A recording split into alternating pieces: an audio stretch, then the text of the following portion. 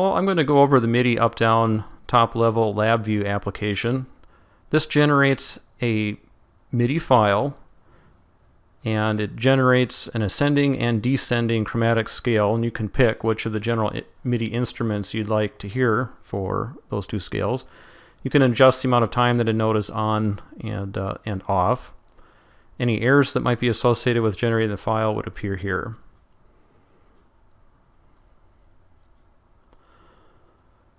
As you look, generally speaking, over the block diagram, you see that there's kind of a common thread of a string, that's the pink line, working its way through.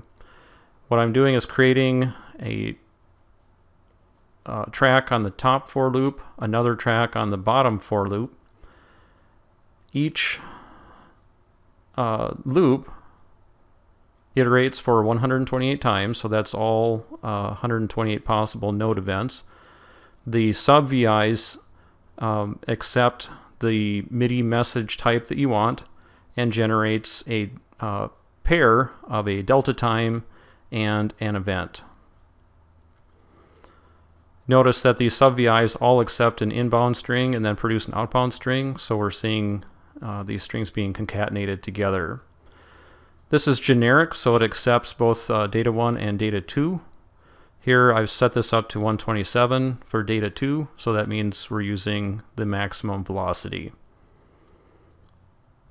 Here I'm setting the specific general MIDI instrument we'd like to be able to hear with a program change event. And I'm also labeling the track using the make DT, or delta time, and the meta event. Now you'll notice that some of these make use of inputs that are not pertinent, so like track name doesn't need tempo, for example. Also, if I leave the delta time input set to or disconnected, it defaults to 0.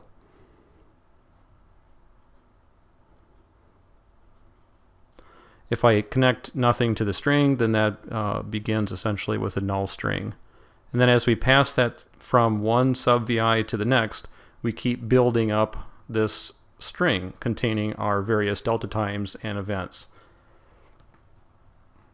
Here I'm using the shift register technique to preserve the string from one loop pass to the next, and when I'm all done, I tack on the MTRK string and the length of the track.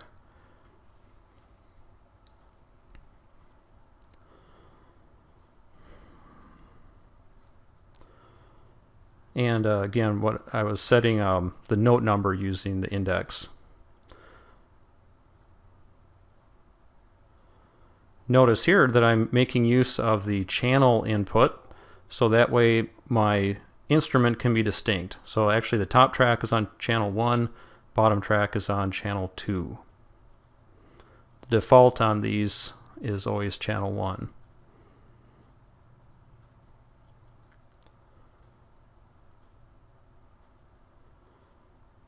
Alright, so all of these events, as I say, are being generated with channel 2.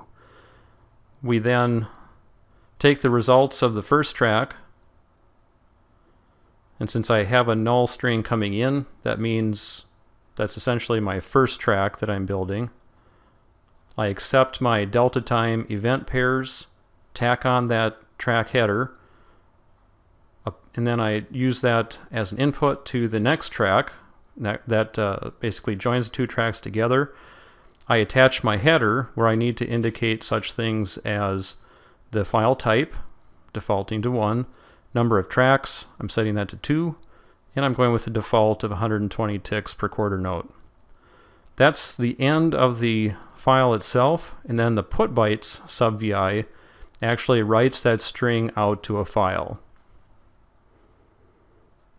And again, the error indicator would indicate such things as if the operating system is unable to write the file for some reason.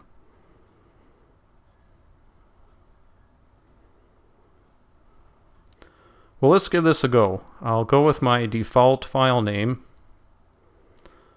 And I'm showing you that initially this folder is empty. Run the application. And sure enough, there's updown.mid.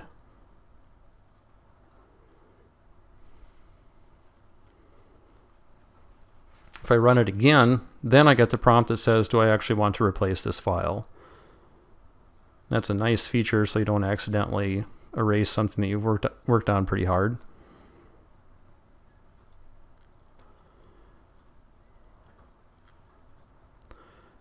Now if you want to listen to that result, simply double click it and you can play it with Windows Media Player or Winamp or something like that.